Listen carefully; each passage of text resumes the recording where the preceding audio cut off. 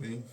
Paz, tenho uma palavra de Deus para compartilhar com você na reflexão de 14 de agosto, cuja leitura bíblica do dia em Marcos, capítulos 11 e 12, e também Esther, de 1 a 3. Vamos ver sobre o cuidado com a gargita. Capítulo 3 de Esther, versículos 7 a 11. Nos diz assim a santa e poderosa palavra de Deus. No primeiro mês, que é o mês de Nisan, no ano do 10º do rei Assuero, se lançou isto é, a sorte perante Amã, para cada dia e para cada mês, até o do 10º mês, que é o mês de Adar. Amã disse ao rei Assuero: existe espalhado e dividido entre os povos em todas as províncias do teu reino um povo cujas leis são diferentes das leis de todos os povos e que não cumpre as leis do rei. Por isso não convém ao rei deixá-lo ficar. Se bem parecer ao rei, decrete-se que os mate, e eu porei nas mãos dos que fizerem a obra 10.000 talentos de prata, para que entrem nos tesouros do rei. Então tirou o rei o anel da sua mão e o deu a Amã, filho de Amedata, Agagito, adversário dos judeus. E disse o rei a Amã: essa prata te é dada, como também esse povo, para fazeres dele o que o bem parecer aos teus olhos.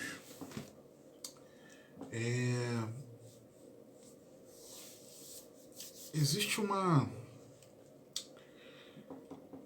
inércia, ou talvez uma letargia, em muitos de nós, para eliminarmos da nossa vida aquilo que nos levará à perdição, nos levará à destruição, nos levará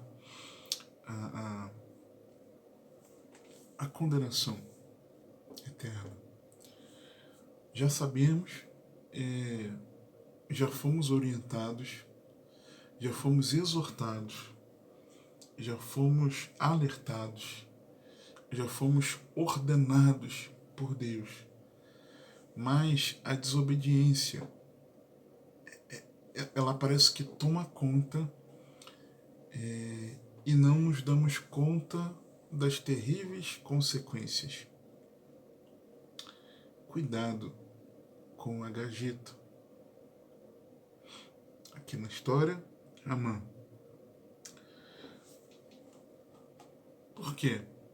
Olhando para o contexto do livro, o livro de Esther tem como tema a providência divina em favor do povo escolhido no livramento dos judeus de uma provável aniquilação, com base nesse texto aqui que eu acabei de ler com você, tá? E mesmo nós não encontrando o termo Deus, nós vemos que existe a providência divina agindo. É interessante o verso 14 do capítulo 4, mencionando algo que Mordecai ou Mardoqueu, como você quiser chamar, ele diz que é o seguinte, porque já vou falar sobre ele. Porque se de todo te calares neste tempo, socorro e livramento de outra parte sairá para os judeus, mas tu e a casa de teu pai perecereis. E quem sabe se para tal tempo como este chegaste a este reino? Ou seja, Mardoqueu falando com Esther, sua prima, que ele tomou para criar como filha quando os pais dela morreram. Ele falava com ela e, pela fala dele, está clara a confiança, a fé de Mardoqueu de que, de alguma forma, Deus ia dar livramento. O povo não teria como ser aniquilado. Então nós vemos a providência divina agindo. Não só por esse versículo, mas ao longo dos capítulos. E aí, Alguns falariam assim, a personagem principal é Esther. No meu entender, não. No meu entender, a personagem principal é o próprio Deus. Deus é personagem principal do livro de Esther. Porque se tem uma mão invisível, a mão divina, na sua providência agindo em todo momento ali, então é Deus. Ok? No meu entender. E o nome do livro, Esther, vem da personagem humana principal, aí tudo bem, cujo nome hebraico era Hadassah. Ela recebeu o nome não hebraico, tá? Esse nome persa, significando estrela, mas também aquela que está escondida, tá? Então, o nome vem dela, de Esther, cuja coragem e habilidade salvaram o povo judeu de uma provável aniquilação, alguns anos depois de tornar-se rainha no lugar de Vasti. Por que eu digo alguns anos depois? Porque esse episódio, no versículo inicial que nós lemos, no primeiro mês, que é o mês de Nisan, no ano do 10º do rei Assuero. Assuero, que também é o rei Xerxes, tá? Rei da Pérsia.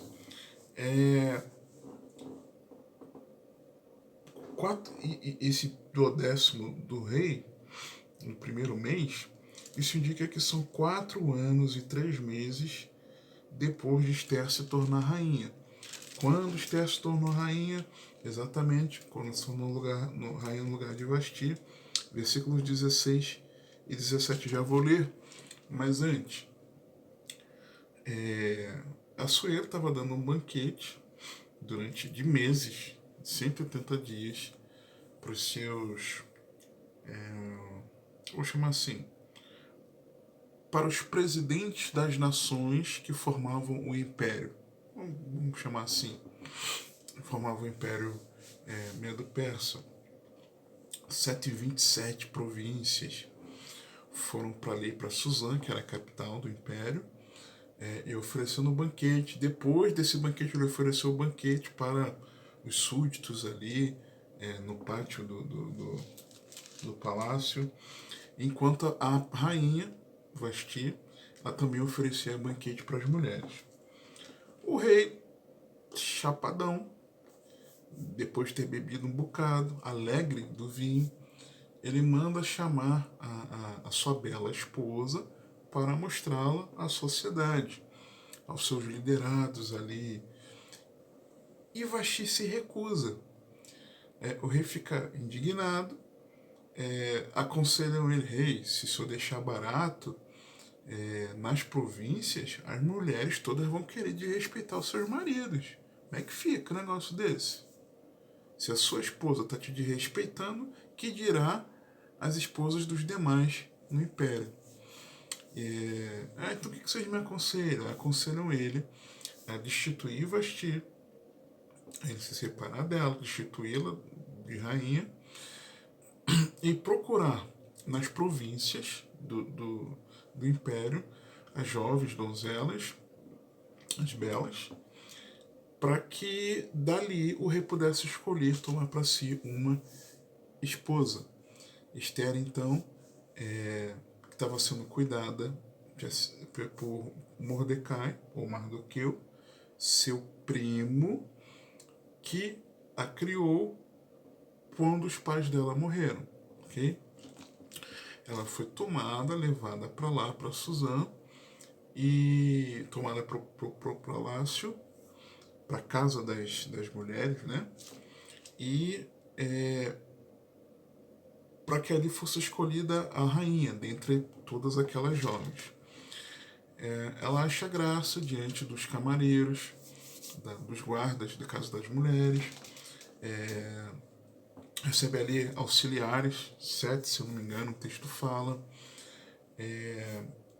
Fica um período, 6 meses, num tratamento, uma purificação, mais 6 meses com especiarias, 1 ano, 12 meses, que era o necessário cada mulher passasse, para que o rei fosse chamando, elas fossem apresentadas ao rei, e depois que ali tinha um encontro com o rei, elas iam para uma outra casa, uma segunda casa, e não tornariam mais ao rei, a não ser que o rei a chamasse pelo nome.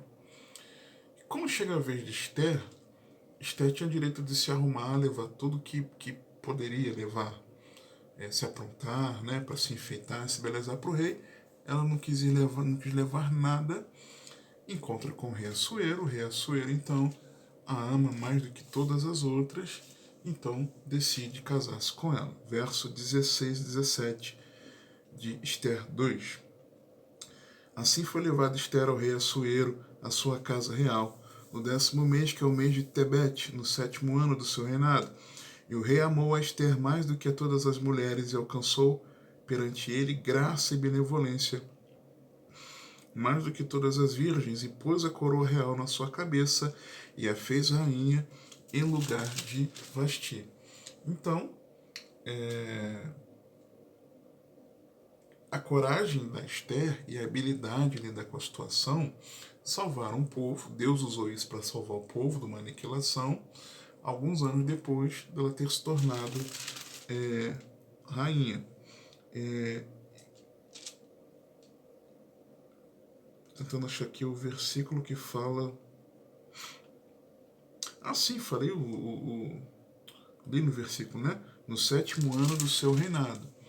E o versículo 7 do capítulo 3 diz que no 12º ano, no ano 12º. Então, de 7 para 12, considerando que o casamento foi nos últimos anos, no 10º mês do ano, então dá o período de 4 anos e 3 meses, tá? Não chegou a 5 anos completos. E aí, você tem ali, eu já falei, Assueros ou Xoxerxes, né? O rei da Pérsia, Vasti e Esther, as rainhas, a mãe Mordecai, primeiros ministros da Pérsia, são personagens humanos principais. Essa história, já comentei em algumas reflexões passadas, falando sobre Esdras e Neemias. Ela acontece entre o final do capítulo 6 e o início do capítulo 7 de Esdras. O primeiro retorno dos exilados foram sobre a liderança de Zorobabel, no reinado de Ciro, com a reedificação do templo, 536 anos antes de Cristo. Teve esse intervalo de 58 anos, que foi o período da história relatada em Esther. Em seguida, o segundo retorno, sob a liderança de Esdras, no reinado de Artaxerxes, para a restauração do serviço sacerdotal no templo, 458 anos antes de Cristo. E o terceiro retorno, sob Neemias, 445 anos antes de Cristo, no reinado de Artaxerxes, para a reconstrução dos muros da cidade de Jerusalém. Só para você se situar. Amã, filho de Amedata, ele tinha um alto cargo político no reinado de Assuero, ali na Pérsia. Quando Mordecai recusou-se a ajoelhar-se em sinal de respeito a Amã, esse ficou extremamente irado e tramou a morte dele e a de seu povo. Antes disso, Mordecai, andando ali próximo ao palácio, para saber de como é que estava Esther, ele fica sabendo de uma tramóia de Bigtan e Teres, que eram guardas ali do palácio, queriam fazer um atentado ao rei. Ele fica sabendo, comunica a Esther, que avisa ao rei no lugar de Mordecai, Mardoqueu. Okay? Isso é registrado, fica registrado. E aí,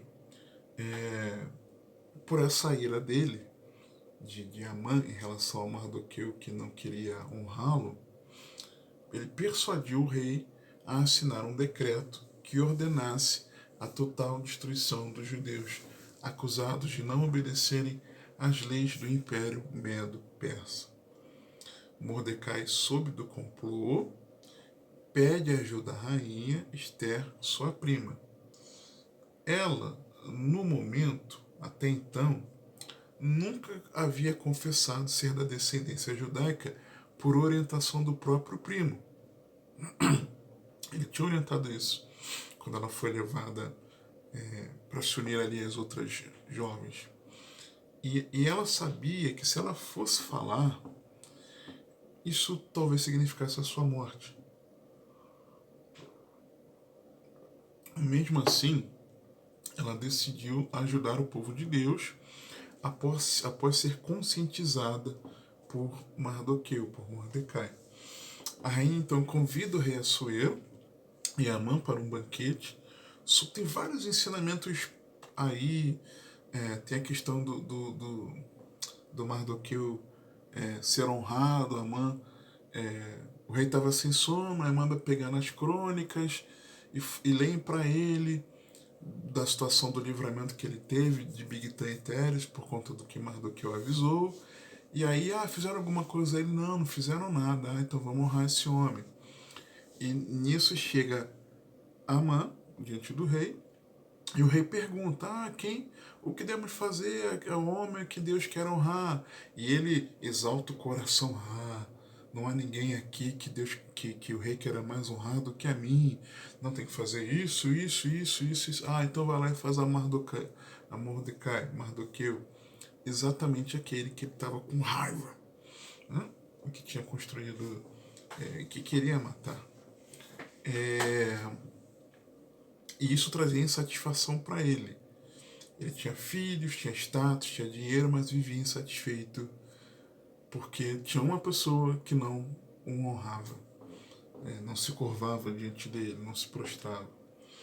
Então, a rainha convida o rei Assuero e Amã para um banquete, supondo a Gagita que seria um momento de grande honra. Pelo contrário, Esther denunciou o complô dele contra o seu povo e pediu ao rei que poupasse os judeus do extermínio. Furioso, Assuero levanta-se da mesa e vai para o jardim, enquanto Amã lança seus pés de Esther, implorando por misericórdia. O rei volta e quando vê aquela cena, ele pensa que Amã, a Gagita, está desejando molestar sua esposa. Imagina a confusão. Então ele ordena que Amã fosse morto imediatamente. Sugerem: olha a forca ali, que ele construiu na casa dele. E manda matá-lo enforcado ali. O rei então atendeu o pedido de Esther, assina um decreto paralelo pelo qual os judeus recebem autorização para se defenderem. Eles sobreviveram e agradeceram por aquele dia e pela vitória sobre Amã numa festa chamada Purim. Então eles foram do Pur, da sentença da aniquilação de morte, para o Purim, uma festa. A esposa de Amã, ela o aconselhava em algumas questões, Zélios, o nome dela, e seus filhos mais tarde foram mortos pelos judeus. Só que, onde eu quero chegar, que te dá esse panorama para você se situar na história. Embora os nomes Amã e Amedata possam ser persas, a identificação como Agagita, no versículo 10 que nós lemos aqui, vários outros versículos, versículo 1 do capítulo 3, no capítulo 9 depois, se não me engano no 8, refere-se ou a Amã ou ao pai dele, Amedata, como Agagitas. E pensar em Agagita sugere uma importante associação com Agag. Não sei se você vai se lembrar dele, possivelmente sim, pode ser que não. Quem foi Agag? Agag, rei dos Amalequitas, arqui-inimigo de Israel, e que no reinado de Saul se opuseram, Agag se opôs a ele. E aí a gente precisa pensar nisso aqui. Por quê? Qual é a origem deles, dos Agagitas? 1 Samuel 15, 1 a 35.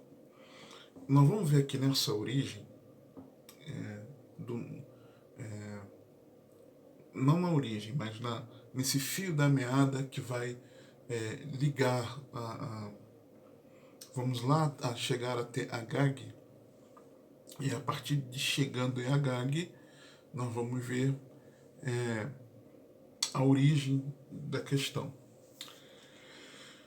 E vamos ver com isso aqui que ignorar os agagitas é deixar de seguir ao Senhor. 1 Samuel 15, 1 a 35. Então disse Samuel a Saul: enviou-me o Senhor a ungir-te rei sobre o seu povo, sobre Israel. Ouve, pois, agora a voz das palavras do Senhor. Assim diz o Senhor dos Exércitos: eu me recordei do que fez Amaleque a Israel, como se lhe opôs no caminho quando subia do Egito. Vai, pois, agora e fere a Amaleque e destrói totalmente a tudo que tiver, e não lhe perdoes, porém matarás desde o homem até a mulher, desde os meninos até os de peito, desde os bois até as ovelhas, desde os camelos até os jumentos. O que Saul convocou ao povo e os contou em Telaim, 200.000 homens de pé e 10.000 homens de Judá. Chegando, pois, Saul à cidade de Amaleque, pôs emboscada no vale. E disse Saul aos queneus: ide-vos, retirai-vos e saí do meio dos amalequitas, para que não vos destrua juntamente com eles, porque vós usastes de misericórdia com todos os filhos de Israel. Então, os queneus usaram. Saul está falando: olha, sai porque vocês foram misericordiosos com o povo de Israel. Mas o que o Senhor fala dos amalequitas, do povo de Amaleque? Que se opôs no caminho de Israel, quando Israel saía do Egito. Então vamos chegar lá. Assim os queneus se retiraram do meio dos amalequitas. Então feriu Seul aos amalequitas desde Avilá até chegar a Sur, que está de frente do Egito. Aí presta atenção: e tomou vivo a Agag. Cuidado.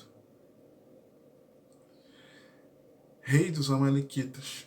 Porém, a todo o povo destruiu ao fio da espada.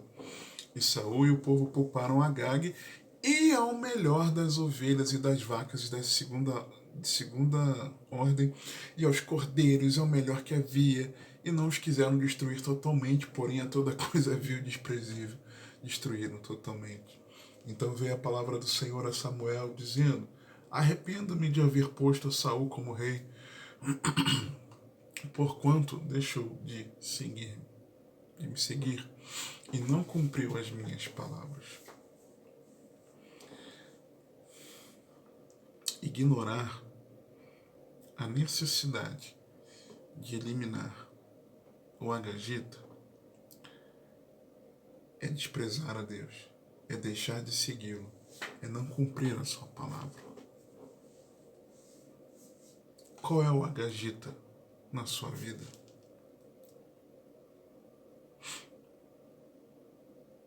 O que é que tem te aprisionado e tem te afastado do Senhor Jesus? O que é que tem te embaraçado na caminhada cristã? Qual é o teu agagita? Qual é o pecado que tenazmente tem te assediado, tem te rodeado? Qual é o teu agagita? Quem é o teu agagita?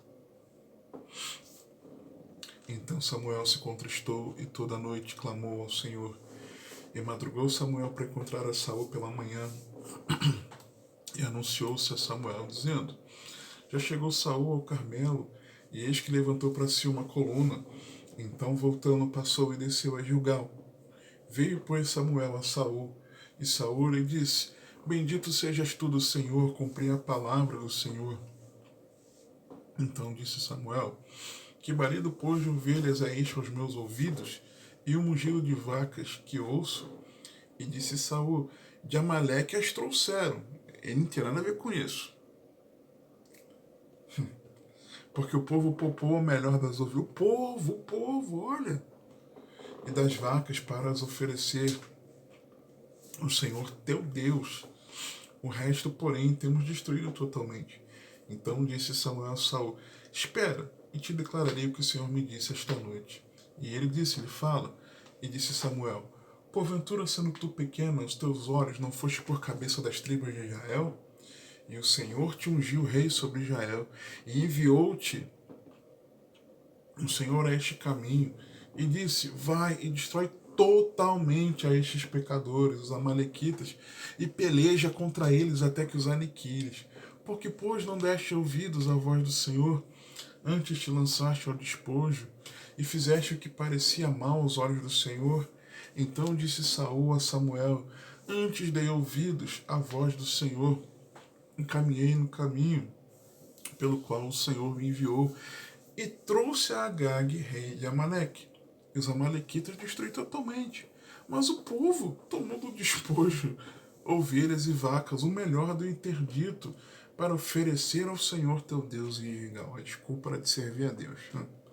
Porém Samuel disse: Tem porventura o Senhor tanto prazer em holocaustos e sacrifícios, como em que se obedeça a palavra do Senhor? Eis que o obedecer é melhor do que o sacrificar, e o atender melhor é do que a gordura de carneiros, porque a rebelião é como o pecado de feitiçaria, e o porfiar é como iniquidade e idolatria. Porquanto tu rejeitaste a palavra do Senhor, ele também rejeitou a ti, para que não sejas rei. Aí Saul fica um falso arrependimento: olha, eu pequei. Mas faz o seguinte, perdoa meu pecado. E outra, vem comigo, vamos adorar junto, para o povo ver que você está comigo. Vamos lá. Samuel responde, diz que não vai, porque ele rejeitou a palavra do Senhor. O Senhor já o rejeitou para que não fosse rei. Quando ele se vira, ele pega pela orla da capa e a rasga. Saul pega e rasga. Samuel então declara: olha, teu reino foi tirado, e deu ao próximo melhor do que você. Aí lá no final, mais adiante, Samuel manda chamar Agag, rei dos amalequitas. Agag veio todo felizinho, né? Ih, não me mataram. Poxa, Samuel tá me chamando, que bênção. Poxa, na verdade a amargura da morte já passou, agora eu tô bem. Só que Samuel disse: assim como a tua espada desfilhou as mulheres, assim ficará desfilhada a tua mãe entre as mulheres. Ou seja, Deus estava aplicando a justiça sobre quem estava no pecado. Tá? Então, existe essa associação. Só que é preciso lutar.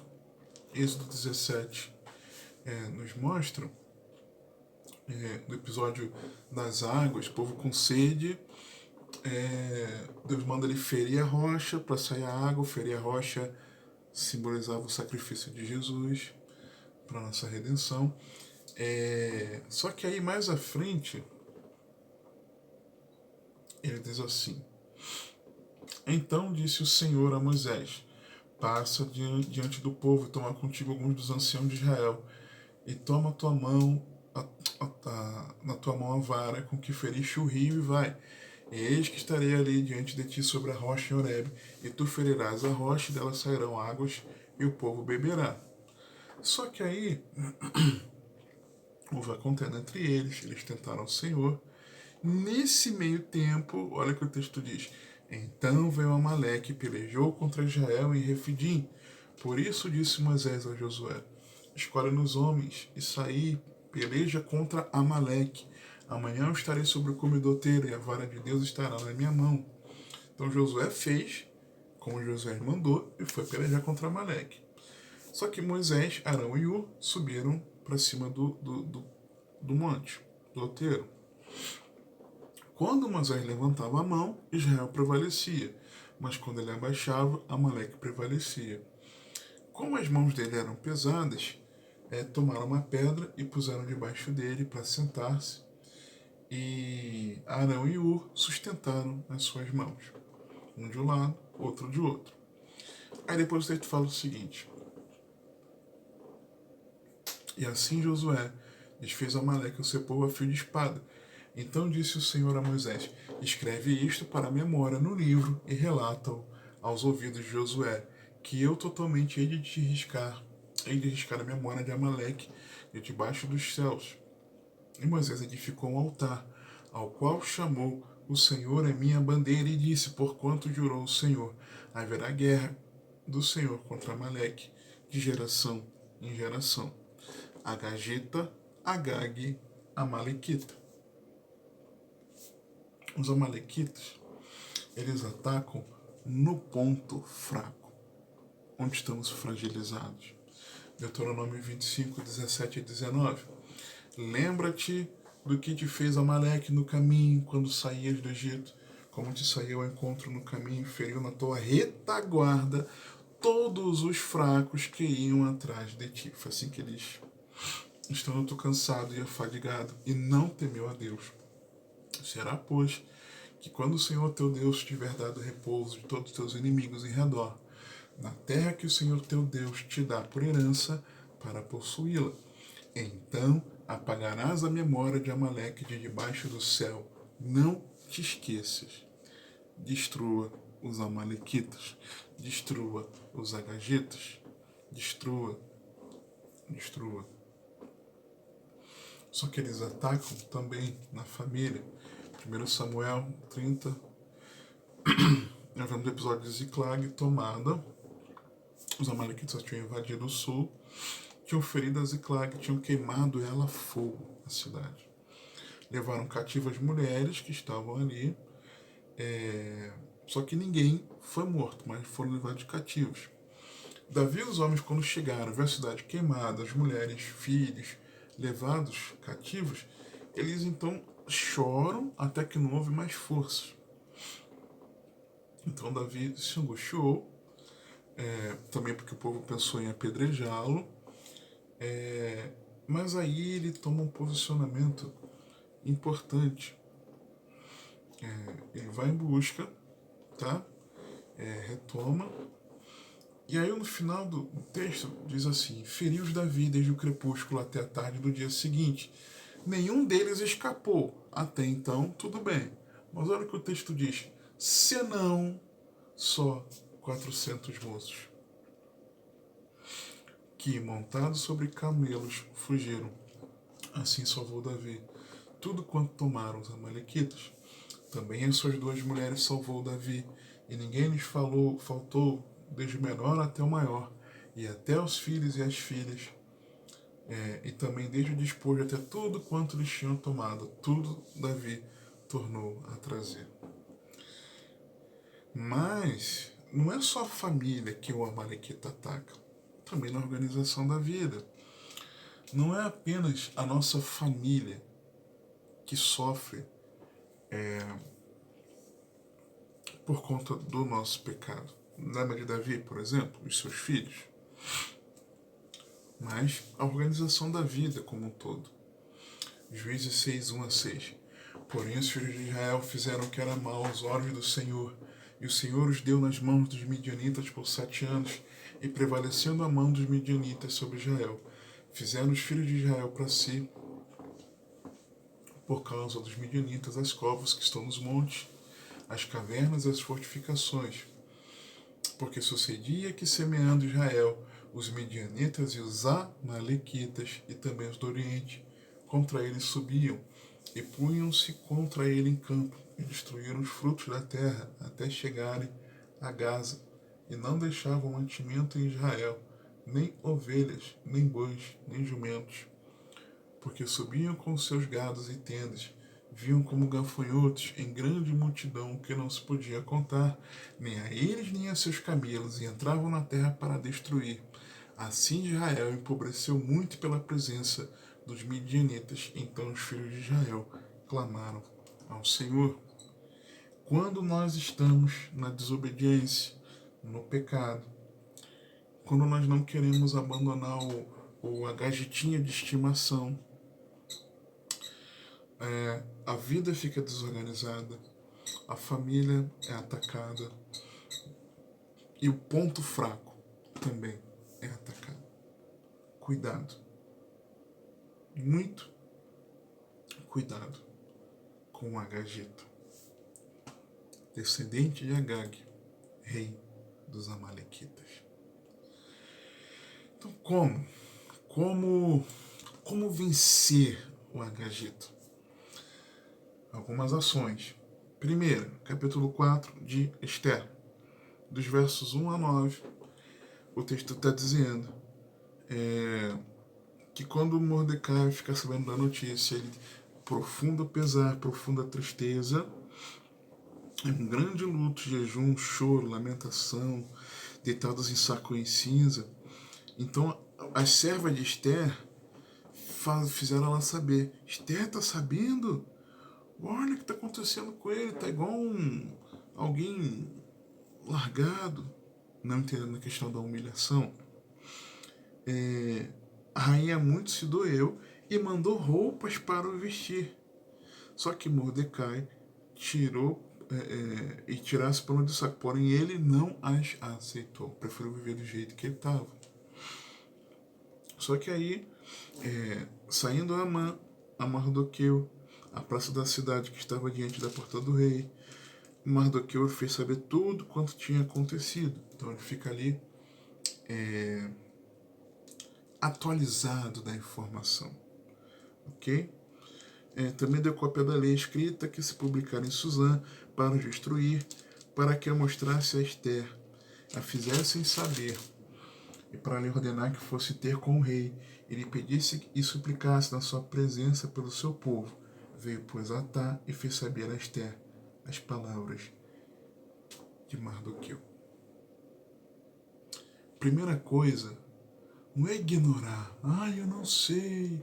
Não, é você encarar a questão. Encarar o pecado. Qual é o nome dele? Enfrenta. Então, tomar ciência. Dos versos 10 a 14, nós vemos a importância do confronto. Por quê? Então falou Esther,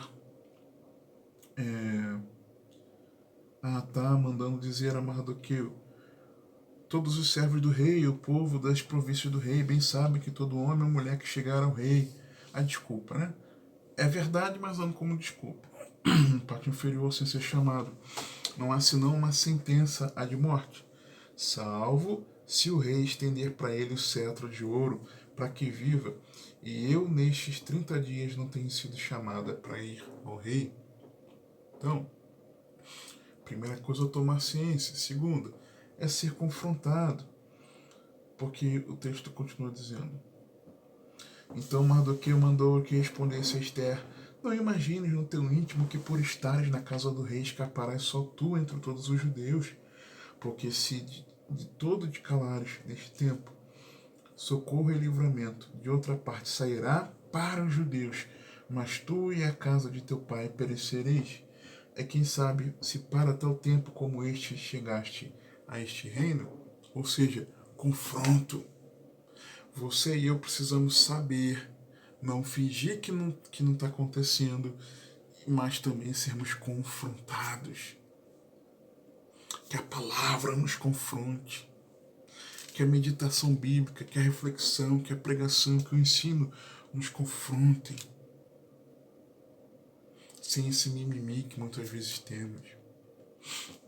Outro, não despreza a vida comum, porque os versos 15 e 16. Então disse Esther que tornassem a dizer a Mardoqueu: vai, ajunta todos os judeus que se acharem em Suzã, e jejuai por mim, e não comais nem bebais por 3 dias, nem de dia nem de noite, e eu e as minhas servas também. Assim jejuaremos, e assim irei ter com o rei, ainda que não seja segundo a lei. Se perecer, perecer. Ele não desprezou ali a importância da coletividade, da vida comum entre os irmãos. Precisamos estar juntos. Quarto, consagrar-se. Por quê? O versículo está dizendo de que qual a necessidade do jejum,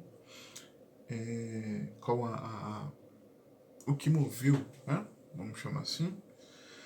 E aí, o versículo 16 fala algo interessantíssimo.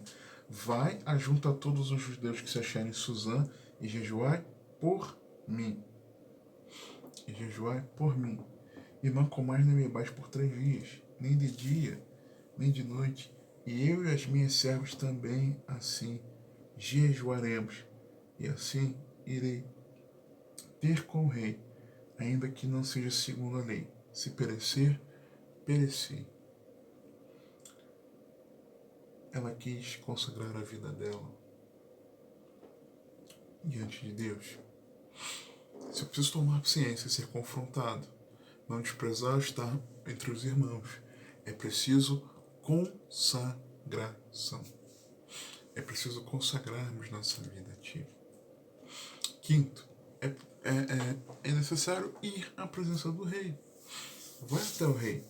Ó rei, tenho pecado assim, assim, assim, assim, me ajuda.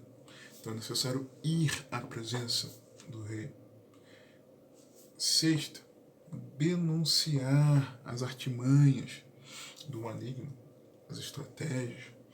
Denunciar quando vem ali a afronta. Denunciar, e o denunciar é o denunciar espiritualmente falando. É colocar em oração, apresentar a questão em oração a Deus. Nós vemos isso nos versos 1 a 6 do capítulo 6. 1 a 6 do capítulo 6. E o sétimo e último lugar, é necessário lutar. Porque no capítulo 8 vem o edito do rei em favor dos judeus, só que agora eles precisam se lutar contra os amalequitas, midianitas. Lutar é resistir até o sangue, é lutar, é batalhar, é fazer para a glória de Deus, é lutar contra o pecado, é minimizar as situações de risco que podem te levar a pecar, é vigiar, é batalhar por isso, é considerar até o sangue. Considerar até o sangue. Que o Senhor te abençoe e te guarde, que Ele te conduza e governe a sua vida, porque você tem acesso.